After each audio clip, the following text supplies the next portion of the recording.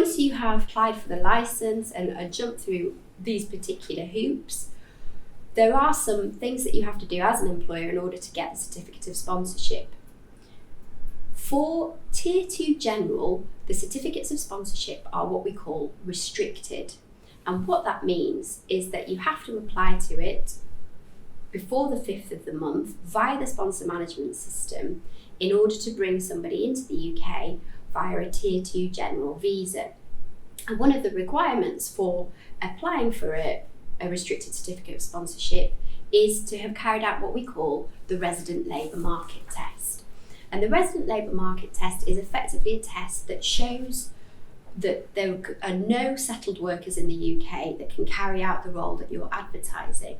This is essentially to give people the opportunity to apply for roles for highly skilled work before they are given to overseas workers. So the process for this is fairly prescriptive, as you may imagine, and it's a question of advertising on the government job website for a period of 28 days, as well as in another medium. And this can be a national newspaper or another job website. It's really, really important to get this right, because if you don't get this right, you won't be able to apply for a restricted certificate of sponsorship, and you won't be able to sponsor a migrant worker, or you'll have to start the process again. So pick up the phone if you need any help with this, because it can be quite a tricky process.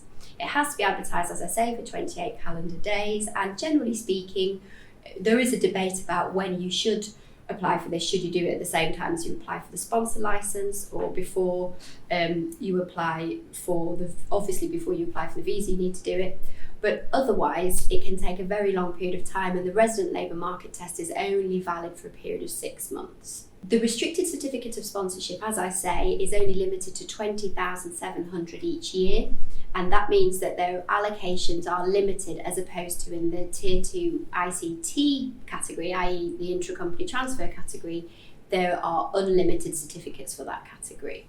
So once you have applied for the appropriate certificate of sponsorship, which in most cases costs about £200, you have to assign the certificate of sponsorship before the actual visa application for the migrant worker goes through, and that in itself requires you to undertake an assessment of the points that those migrants will obtain. So you may remember at the beginning I talked about attributes, English language and maintenance. So in most cases, the certificate of sponsorship will meet, if you are able to say the skill level is at a certain point, the salary meets the requirements, then for a Tier 2 ICT, there's no English language requirement, and they would get the number of points required in order for the certificate of sponsorship to be assigned.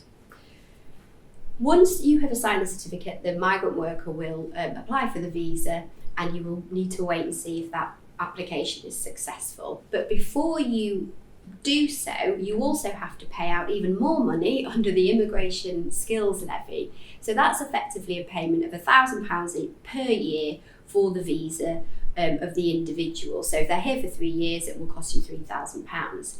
In addition, the migrant worker has to pay what's called the healthcare surcharge, and that costs around £600 to £700 for an adult and around £400 for any children, and that's for each year that they're in the UK.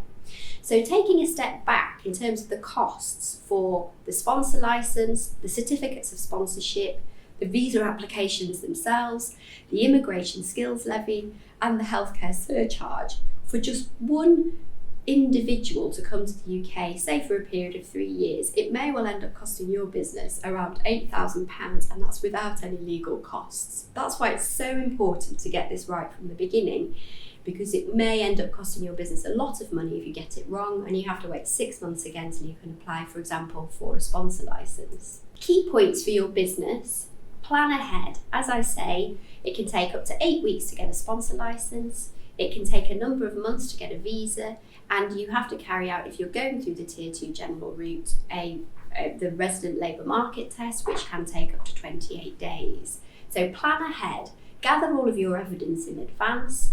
If you have a licence already, then look to see if there are any other tiers you can add into it.